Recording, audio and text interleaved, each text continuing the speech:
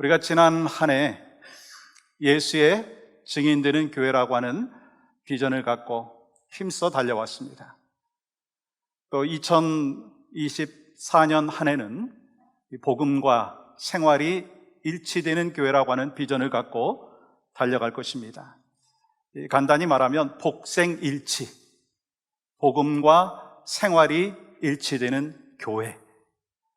하나님께서 우리에게 맡겨주신 사명 잘 감당하기를 원하는데요. 왜 이렇게 비전을 갖게 되었느냐? 이 빌립보서 1장 우리 27절 말씀 속에 우리를 향하여 하나님께서 뜻하신 것이 있습니다. 오직 너희는 그리스도의 복음에 합당하게 생활하라. 여러분, 복음에 합당한 삶이 무엇인가? 라고 하는 거예요. 우리가 예수 그리스도를 만났고 복음을 확실히 경험했다면, 예수 그리스도를 인격적으로 만났다면 내 뜻, 내 주장이 아니라 복음을 위해서 살고 하나님의 뜻을 이루기 위하여 살아야 됩니다. 사람은 누구나 섬김을 받기를 좋아해요. 그런데 믿음이 자라고 또 믿음의 성숙이 있을수록 섬기는 것을 좋아한다는 사실 아십니까?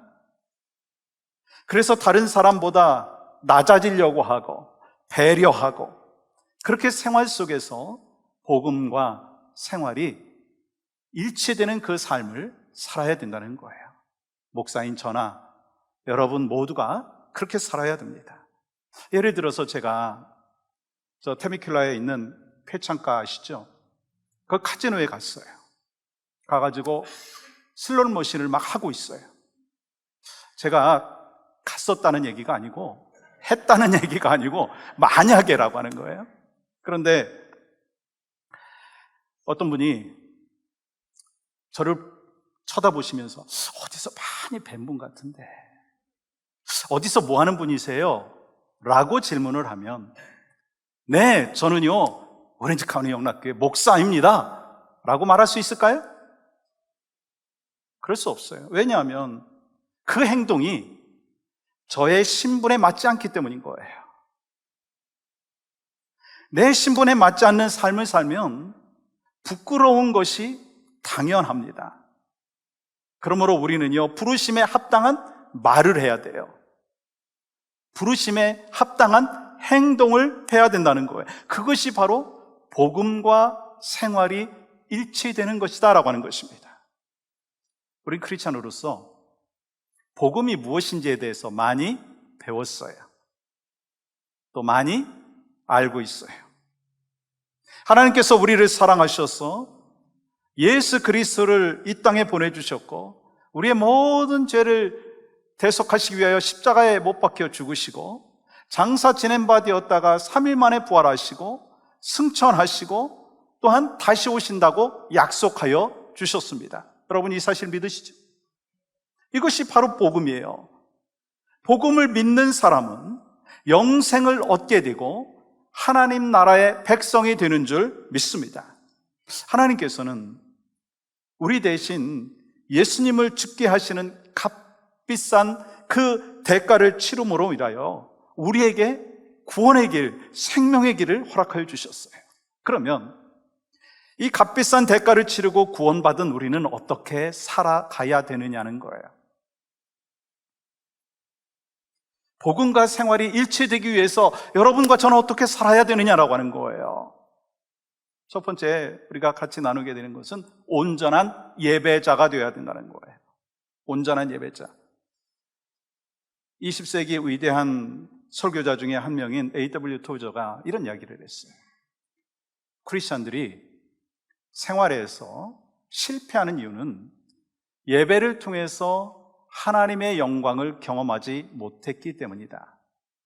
오늘날 예배 가운데 하나님의 영광이 나타나지 않는 것이 가장 안타까운 일이다. 오늘은 2024년 첫 주일 예배를 드리고 있어요.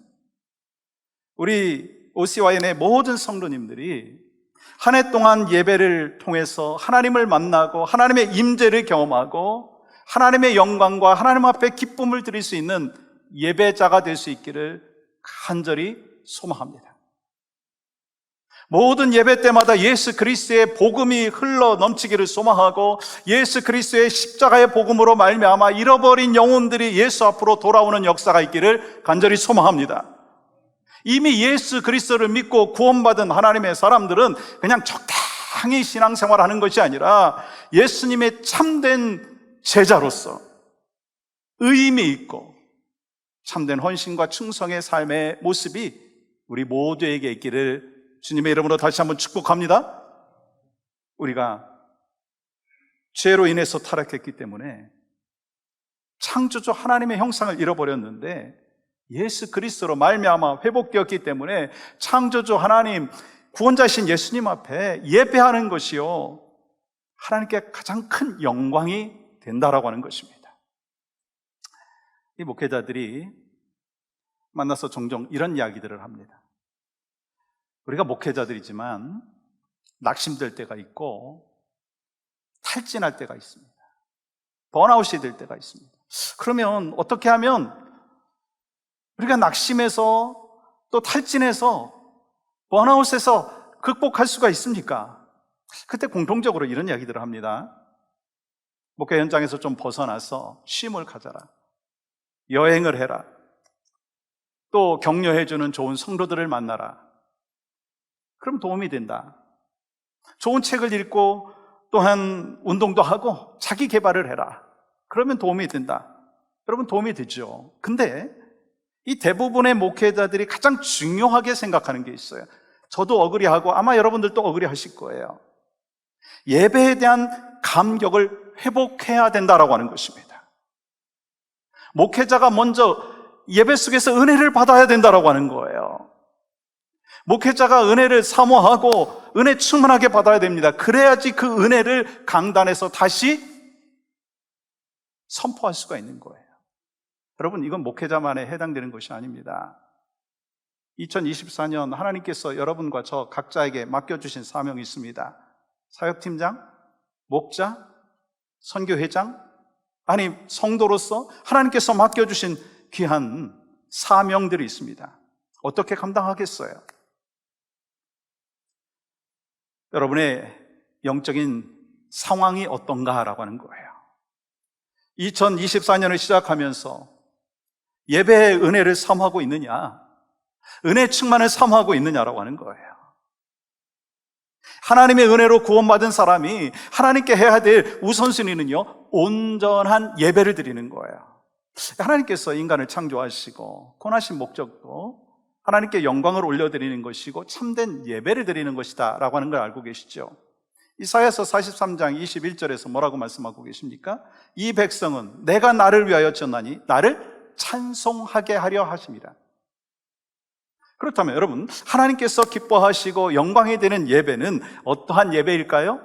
로마서 12장 1절, 오늘 본문은 이렇게 말씀합니다. 그러므로 형제들아, 내가 하나님의 모든 자비하심으로 너희를 권하노니 너희 몸을 하나님이 기뻐하시는 거룩한 산 제물로 드리라. 이는 너희가 드릴 영적 예배니라. 여러분, 이 말씀은 성경 전체에서 예배가 무엇인가라고 하는 것, 어떻게 예배해야 되느냐라고 하는 것을 가장 잘 보여주고 있는 말씀입니다. 그렇다면 우리가 어떻게 복음과 생활이 일치되는 교회가 될 수 있느냐라고 하는 거예요. 어떻게 온전한 예배자가 될 수 있느냐라고 하는 거예요. 그 첫 번째는요, 예배에 성공해야 합니다. 예배에 성공해야 합니다. 여러분, 오늘 사도 바울이 본문에서 이렇게 말씀을 하시는데 로마서 12장 1절 보십시오. 그러므로 형제들아, 너희가 드릴 영적 예배니라. 그러므로 형제들아, 예배자로 살아가라 말씀하는 거예요. 여러분, 사도 바울이 로마서 1장부터 11장까지 구원이 무엇이고 어떻게 구원받는지에 대하여 말씀을 했어요. 교리에 대해서 말씀했어요. 이제는 구원을 받았다면 하나님 앞에서 예배자로 살아가라. 여러분, 그렇게 말씀한 이유가 있는 거 아십니까? 이전에 바울은 예수님과 원수였는데 예수님을 만나고 난 다음에 놀라운 변화가 일어났어요. 그래서 본문 앞인 로마서 11장 36절에는요 이렇게 감격하며 고백하고 있습니다. 이는 만물이 주에게서 나오고 주로 말미암아 돌아감이라 그에게 영광이 세세 있을지어다. 아멘. 모든 만물이 주님을 통해서 나오고 주님께로 돌아간다라고 하는 고백이에요. 그러니까 여러분, 예배에 성공하기 위해서 예배의 주인이 누구인가라고 하는 것이 분명해야 합니다. 우리가 함께 오늘 이 시간 예배를 드리고 있는데 이 예배의 주인이 누구신가? 한번 제가 질문해 보겠습니다. 예배는 누구를 위해서 드리는 것입니까? 하나님인가요? 나인가요? 또 우리라고 하시니까 이게 세 번째 대답이 나오는데 정확히 대답하십시오. 두 가지 중에 하나예요. 예배의 주인이 누구인가요? 하나님이신가요? 나인가요? 그렇습니다. 우리는 하나님을 위해서 예배하는 것이고 예배의 주인은 하나님이십니다. 그런데 만약에 우리가 이 자리에서 어떤 감동을 받기를 원한다면 그것은요 어찌 보면 주인이 바뀐 것과 마찬가지예요. 그런데 우리들은요 예배를 드린 후에 제일 먼저 생각하는 것이 무엇입니까? 오늘 드린 예배를 하나님께서 기뻐 받으셨을까? 라고 생각합니까? 아니면 내가 오늘 예배를 드렸는데 예배를 통해서 은혜를 받았는지 못 받았는지 그것을 생각하십니까? 참 죄송한 말씀을 드리지만 부끄러운 말이지만 저도 예배를 마치고 나서 하나님을 먼저 생각하기보다는요 제 자신을 먼저 생각할 때가 있어요. 예배 실수 없이 잘 인도했는지, 뭐 광고 빠뜨린 것이 없는지, 뭐 설교를 준비를 잘 했는데 이 딜리버리를 잘 했는지, 아니 성도들이 은혜를 받았는지, 아니 PPT가 제 시간에 나와야 되는데 제대로 나왔는지, 솔직히 본질이 아닌 것에 대해서 더 신경을 쓸 때가 있다는 거예요.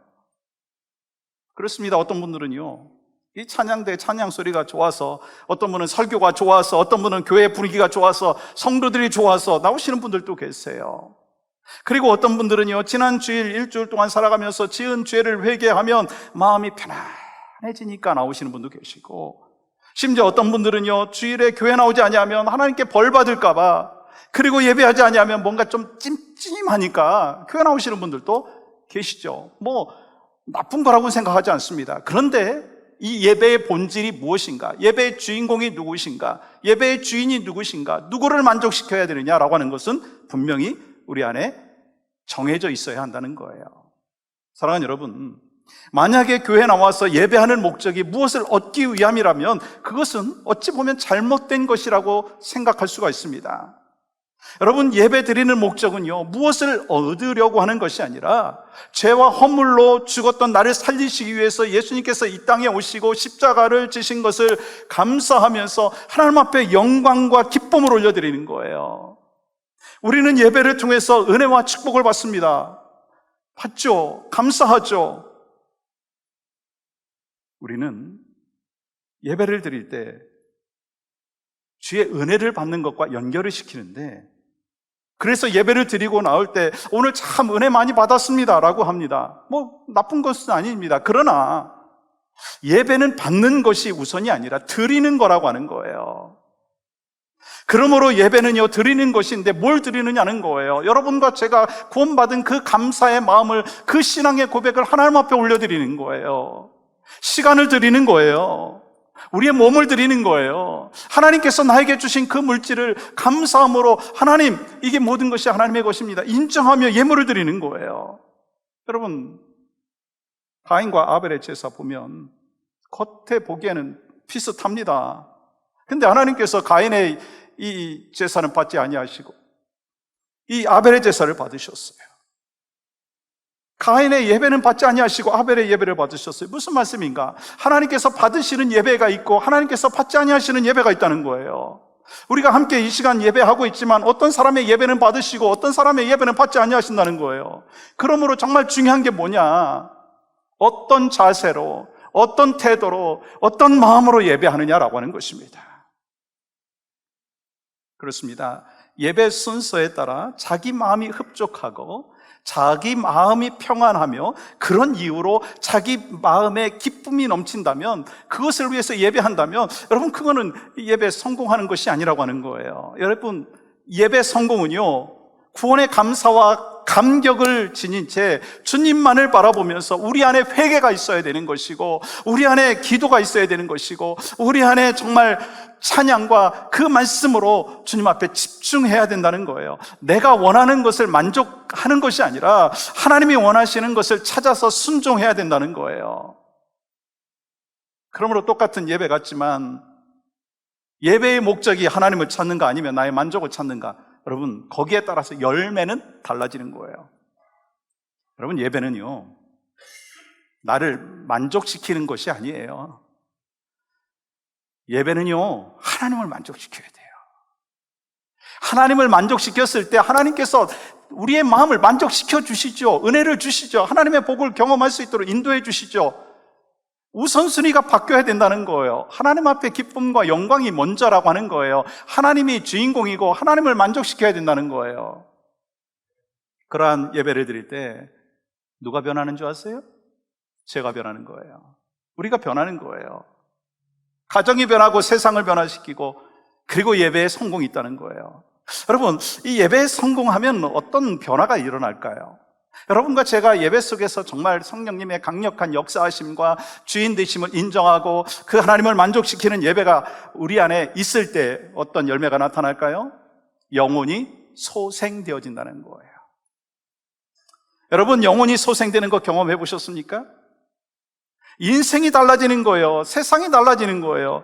모든 것이 똑같은 상황입니다. 사람도 똑같아요. 가정도 변한 것 별로 없어요. 근데 내 영혼이 소생되어짐으로 인하여서 모든 것이 달라지는 거예요. 예배당 문을 박차고 나아가면서 눈빛이 달라지는 거예요. 이런 사람은요, 주일이 지나면 월요일이 다가오는데 월요일이 기다려지는 거예요. 월요일에 만날 사람을 기대하고 그에게 사랑과 섬김을 다하려고 힘쓰는 거예요. 영혼이 소생되어진 사람은요, 자녀들을 바라볼 때도 달리 보이는 거예요. 여러분, 목장 모임을 하면서 정말 예배가 예배되어지고, 그리고 영혼이 소생되어졌을 때는요, 그 목장이 다시 하나님이 보시기에 아름다운 모습으로 소생되어지고, 그리고 또한 그러한 교회가 되어진다라고 하는 것입니다. 그 변화가 어디서부터 시작될까요? 예배로부터 시작되는 거예요. 예배 속에서 주님 만나지 못하고 예배 속에서 주님의 능력과 은혜를 경험하지 못하면 우리는 한 주간을 살아가면서 그 영적인 풍성한 은혜를 경험하지 못하고 하나님 앞에 영광과 기쁨을 올려드리는 예배의 성공자가 못 된다라고 하는 것입니다. 소망하는 마음이 있습니다. 2024년 한 해 동안 나를 구원하시고 하나님의 백성 삼아주신 그 은혜에 감사함으로 인하여서 예배의 성공자가 되기를 주의 이름으로 축복합니다. 이를 통해서 내 영혼이 소생되어지고 내 가정이 소생되어지고 교회가 소생되어짐으로 인하여서 세상을 변화시키는 축복과 은혜의 삶이 우리 모두에게 있기를 주님의 이름으로 간절히 축복합니다. 두 번째, 우리는 삶으로 예배해야 합니다. 여러분, 영적 예배라고 하는 것은 교회에서 드리는 예배만을 말하지 않습니다. 삶의 예배를 말하는 거예요. 우리는요, 예배에 대해서 착각하는 경우가 있어요. 혹시 이런 착각을 하고 계신 분들이 여러분 가운데 있는지 확인해 보십시오. 주일날 한번 나와서 예배를 드리면 예배가 다 끝난 것이다, 그런 생각을 하고 계십니까? 우리는 한 시간의 예배로 책임과 의무를 다했다고 생각을 하는 경우가 있습니다. 여러분, 그게 아니라는 거예요. 예배는 주일에 함께 예배하는 것으로 시작되어진다는 거예요. 이제는 삶의 현장으로 나가서 주님께서 말씀하신 말씀대로 살아가는 삶의 예배가 있어야 된다는 거예요. 여러분, 하나님이 받으시는 예배는요, 교회 안에서만이 아니라 우리의 삶 전 영역에서 드려져야 된다는 거예요. 그러니까 주일만이 아니라 나머지 6일이 중요한 거예요. 근데 여러분, 주일날 교회 예배 마치고 나가서 한 주 동안 살아가면서 성경을 한 번도 읽지 않았다, 식사 기도하는 거 빼고 기도도 하지 않았다, 허겁지겁 교회 나와서 또 예배드리고, 그리고 또한 교회를 떠나는 순간 하나님의 말씀에 대해서 다 잊어버리고 믿지 않는 사람과 똑같이 생각하고 똑같이 욕심부리고 똑같이 질투하고 똑같이 미워하면 하나님께서 그 삶의 예배를 받으시겠습니까? 그래서 하나님께서 이렇게 말씀하시죠. 이사야서 1장 11절 말씀 보십시오. 여호와께서 말씀하시되 너희의 무수한 재물이 내게 무엇이 유익하뇨? 나는 순양의 번제와 아무리 예배를 드린다 한다 할지라도 헌금 많이 하고 봉사를 한다 할지라도 뭐 소용이 없다는 거예요. 그러면서 뭐라고 말씀하시느냐면 12절 말씀 보십시오. 내 마당만 밟을 뿐이니라. 혹시 우리 가운데 이러한 삶의 모습이 있지 않냐라고 하는 거예요. 그렇다면 하나님께서 받으시는 예배, 삶의 예배, 온전한 예배는 무엇일까요? 여러분 1절 하반절은 이렇게 말씀하십니다. 너희 몸을 하나님이 기뻐하시는 거룩한 산 제물로 드리라. 이는 너희가 드릴 영적 예배니라. 너희 몸을 거룩한 산 제물로 드리라. 여러분 구약에서는 제물을 드릴 때 죽여서 드렸는데 여러분 신약에서는요 산 제물로 드리라고 말씀합니다. 여러분 구약에서는 제물을 하나님께 바쳤다면 신약에서는 우리의 삶 자체가 제물이라고 말씀하는 거예요. 구약에서는 제물을 드렸다면 내 삶의 전부를 하나님 앞에 드리라고 하는 거예요. 여러분 오늘 말씀 가운데 사실은 당시에 이해하기 참 힘든 말씀이 있어요. 왜냐하면 그 당시에는 영지주의자라는 이단들이 있었습니다. 그래서 그들은 영혼은 선한 것이고 육신은 악한 것이라고 생각했어요. 왜냐하면 육신은 늘 죄짓고 정욕에 빠지고 악한 것이기 때문에. 근데 여러분 본래 육신은요 그런 것이 아니었습니다. 하나님께서 우리를 창조하실 때 존귀한 존재로 창조하셨어요. 그런데 타락함으로 인해서 몸이 병들어 버린 거예요. 이러한 우리의 몸에 기적과 같은 일이 일어난 거 여러분 아시죠? 하나님께서 우리 속에 오셔서 성령님으로 말미암아 우리의 몸이 어떻게 되었어요? 회복되었어요. 성령님으로 인해서 완전히 우리는 새로운 피조물이 되었다라고 하는 거예요. 그래서 주님은 너희 몸을 하나님의 거룩한 산 제물로 드리라. 몸만이 아니라 삶 전체를 드리라고 하는 분이 있어요. 라고 말씀하시는 거예요. 근데 어떤 분들은 이렇게 말씀하실 수 있어요. 저는요 몸은 주일날 비록 골프장에 있지만 마음은 교회에 있어요. 그건 말도 안 되는 거예요. 몸이 골프장에 있으면요 골프에만 관심 있는 거 아시죠? 근데 하나님께 마음이 있는 사람은요 온 몸과 마음으로 하나님 앞에 예배를 드리게 되어 있다라고 하는 거예요. 그러므로 여러분 온전한 예배를 드리게 되면 예배에 감격이 있어요. 은혜가 있어요. 기쁨이 있어요. 이러한 역사가 2024년의 예배 가운데 우리 교회 가운데 함께하기를 간절히 소망합니다. 저는 종종 이 후배 목사님들하고 말할 기회가 있으면 반드시 이런 말씀을 드립니다. 목사가 목회를 하면서 목회도 정말 때로 힘들고 어렵지만 정말 기쁘고 행복하게 목회를 해야 된다. 정말 성도로서 기쁘고 행복하게 신앙생활을 해야 된다. 만약에 목사가 누리지 못한 그 기쁨과 행복을 어떻게 성도들에게 말씀을 통해서 전달할 수 있겠느냐, 그런 이야기를 합니다. 그럼 무슨 이야기인가요? 여러분 교인들이 신앙생활의 기쁨과 그 행복을 누리지 못한다면 어떻게 세상 사람들에게 예수 믿으십시오, 예수 믿으면 기쁨이 있습니다 라고 말할 수가 있겠느냐라고 하는 거예요. 우리는 삶에서 예배를 통해서 누리고 경험한 기쁨과 감격을 표현해낼 수 있어야 합니다. 그러한 삶을 살 때 우리는 예수 증인의 삶을 살아갈 수가 있는 거예요. 여러분과 제가 올 한 해 동안 우리의 인생의 여정 가운데 하나님이 주신 그 기쁨과 감사가 늘 넘쳐서 그것을 삶 가운데 표현하고 이를 통해서 예수의 증인되는, 복음과 생활이 일치되는 하나님의 사람이 될 수 있기를 주의 이름으로 간절히 축복합니다. 그런 면에서 2024년도에 한 가지 우리 교회에서 캠페인을 하게 되었어요. 가정예배 캠페인. 가정예배. 우리가 매 주일 예배하는 것 참 중요하죠? 근데 가정에서 가족들과 함께 예배하면 그 예배를 통해서 가정이 소생되어지는 거예요. 가정이 변화되어지는 거예요. 여러분, 이를 위해서 매일 가정 예배를 드리면 좋겠어요. 그런데 이 매일 드리는 것이 사실 쉽지 않죠. 그러면 일주일에 한 번이라도 드리기를 원합니다. 아니, 일주일에 한 번 드리는 것도 부담이 되십니까? 그러면 한 달에 한 번은 꼭 하나님 앞에 가정 예배를 드렸으면 좋겠어요. 그래서 여러분, 이 중보기도 제목이 있는 플라이어를 여러분한테 넣어드렸는데, 그 뒷면에 보시면 1월의 가정예배 순서가 있습니다. 아주 심플합니다.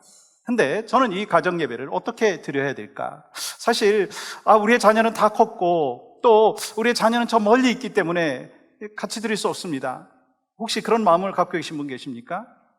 이 팬데믹 시대를 지나가면서 우리에게 주신 좋은 툴이 있어요. 뭐냐면 온라인이라고 하는 거예요.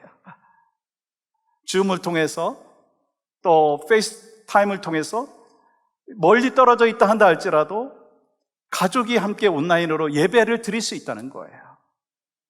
그래서 여러분 매주 드렸으면 좋겠어요. 매일 드렸으면 좋겠어요. 그렇지 못하다면 한 달에 한 번이라도 가족이 모여서 함께 예배할 때 여러분 그 가정 예배를 통해서 우리의 삶이 변화되어진다라고 하는 것입니다. 여러분 왜 가정 예배를 드려야 됩니까? 여러분 믿음의 조상 아브라함은요 가는 곳마다 여호와를 위하여 단을 쌓았고 믿음의 유산을 물려주었습니다. 여러분 가정 예배를 통해서 믿음의 유산을 물려주기 위해서 우리는 또한 가정 예배를 드려야 돼요. 그럼 어떤 분이 이런 얘기를 하실 수 있어요. 전 아파트에서 혼자 살고 있는데 뭐 온라인도 못하고 그러는데 어떻게 합니까? 여러분 이웃이 있지 않습니까?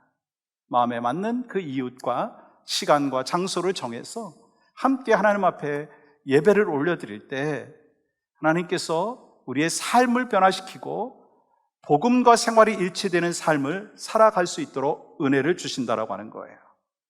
또한 여러분 가정 예배는요 생활 신앙인으로 만들어줍니다. 신명기 6장 7절 말씀 보시면 집에 앉았을 때든지 길을 갈 때든지 누워 있을 때든지 일어날 때든지 이 말씀을 강론할 것이며, 우리 크리스찬들의 신앙생활은 교회 안에서만 머물러 있으면 안 됩니다. 우리의 일상으로 반드시 연결되어야 합니다. 복음이 생활이 되어야 된다는 거예요. 이를 위해서 가정 예배를 드리자라고 하는 거예요. 여러분, 하나님 앞에서 2024년을 어떻게 살아가시겠습니까? 예배를 통해서. 예배를 통해서 우리의 영혼이 소생함을 입는 그 순간 세상을 바라보는 눈이 완전히 달라지는 그 역사를 경험하게 되고 환경의 지배를 받기보다는 성령님께서 역사하심으로 감격의 삶을 우리는 또한 하나님 앞에 올려드리게 될 줄 믿습니다. 우리 인생의 궁극적인 목적이 무엇입니까? 예배예요. 우리 인생의 최대의 기쁨이 어디서 옵니까? 예배입니다. 그렇기 때문에 예배에 성공해야 되고요, 예배를 통해서 성령의 능력을 경험해야 된다는 거예요. 그리고 예배를 통해서 우리의 상처가 치유되어지고 고침을 받고 또 영적인 회복의 역사를 경험하는 귀한 믿음의 역사, 그래서 내가 변하고 또 가정이 변하고 교회가 변하고 세상을 변화시키는 역사가 있기를 간절히 소망합니다. 여러분, 공동체 예배 마치고 여러분은 어떻게 살아가시겠어요? 함께 모여서 드리는 예배 마치고 나와서 지금 나가시면 목장별로 함께 성도의 교제를 나누지 않습니까? 이제 가정으로 돌아가지 않습니까? 어떻게 사시겠어요? 참된 예배, 온전한 예배, 예배의 성공을 위해서는 우리는 이 시간 드리는 그 예배에서 끝나는 것이 아니라 한 주간 살아가면서 삶의 예배, 가정의 예배를 통해서 하나님께 영광과 기쁨을 올려드려 복음과 생활이 일치되는 교회가 되어지는 우리 모두가 될 수 있기를 주님의 이름으로 간절히 축복합니다.